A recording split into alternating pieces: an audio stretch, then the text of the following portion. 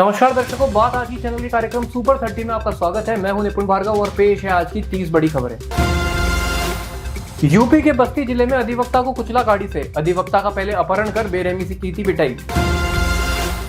चेन्नई में विमान में बम रखने की धमकी निकली अफवाह, विमान में 85 यात्री थे सवार, कोच्चि में उतारकर की सघन जांच। उत्तर कोरिया ने किया क्रूज मिसाइल का परीक्षण, अमेरिका और दक्षिण कोरियाई सैन्य अभ्यासों की संख्या बढ़ाए जाने पर दिया कड़ा जवाब।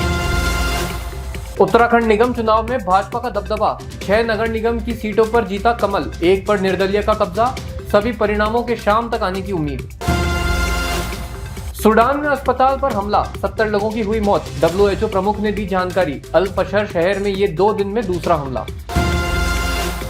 राघव चड्ढा का केंद्र सरकार पर निशाना, कहा कार्यकर्ताओं को प्रचार नहीं करने दिया जा रहा है, झूठे केस में फंसाने की धमकी का लगाया आरोप।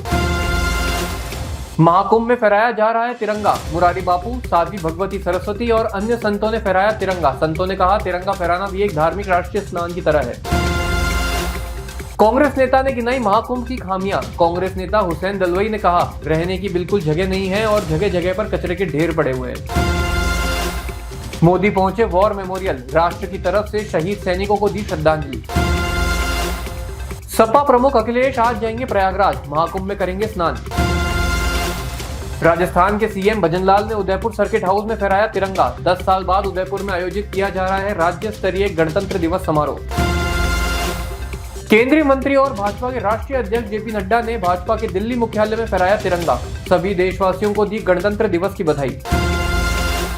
इंडोनेशियाई राष्ट्रीय सशस्त्र बलों ने किया फ्लैग मार्च, इंडोनेशियाई सैन्य अकेडमी के 190 सदस्यीय बैंड के सभी कार्मिकों के मार्चिंग दस्तों ने परेड में लिया हिस्सा। केंद्रीय रिजर्व पुलिस बल ब्रास बैंड ने देश के हम हैं रक्षक धुन पर निकाली परेड, 51 पुरुष और 49 महिला संगीतकारों की टुकड़ी ने किया मार्च पास्ट। सामाजिक न्याय एवं अधिकारिता मंत्रालय की झांकी का किया डिस्प्ले, झांकी का विषय था स्वर्णिम भारत विरासत और विकास, दूसरी झांकी आदिवासी भगवान बिरसा मुंडा पर आधारित। किसानों ने निकाला ट्रैक्टर मार्च, अपनी मांगों को लेकर पंजाब और हरियाणा समेत कई राज्यों में निकाला मार्च, पंजाब के सीएम भगवंत मान ने दिया समर्थन। तेजस्वी ने नीतीश को बताया मानसिक रूप से अस्थिर, उपराष्ट्रपति जगदीप धनखड़ का स्वागत नहीं किया था नीतीश ने बिहार दौरे पर, प्रोटोकॉल का किया था उल्लंघन।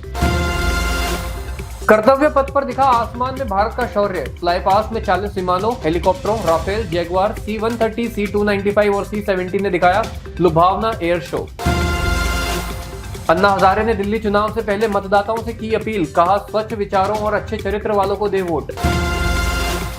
70 हेक्टेयर पर बनेगा विश्व स्तरीय central oxygen park, Eknath Shinde का बयान, महालक्ष्मी रेस कोर्स की 120 एकड़ की खुली फाइल, मुंबई का प्रदूषण होगा कम।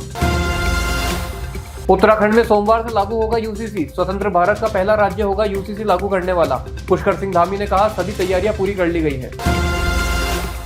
तमिलनाडु के कृष्णागिरी में ट्रक और लॉरी की टक्कर में 4 की हुई मौत, मवेशियों को लेकर जा रही थी ट्रॉली, कई मवेशी भी हुए घायल। सैफ के हमलावर ने बताया कि वो पहले शाहरुख के घर करना चाहता था चोरी, भारतीय दस्तावेज बनाने के लिए पैसों की चोरी करना चाहता था, आरोपी ने अपना नाम मोहम्मद शहजाद बताया। पालघर में 8 बांग्लादेशियों को किया गिरफ्तार, नदी पार करके आए थे भारत, अवैध बांग्लादेशियों के पास बांग्लादेश सीरीज के मोबाइल हुए बरामद। जोधपुर में व्यापारी ने अपने पार्टनर के बच्चों की करी हत्या, पार्टनरशिप तोड़ने से था नाराज, दोनों बच्चों को मारकर लटकाया फंदे पर।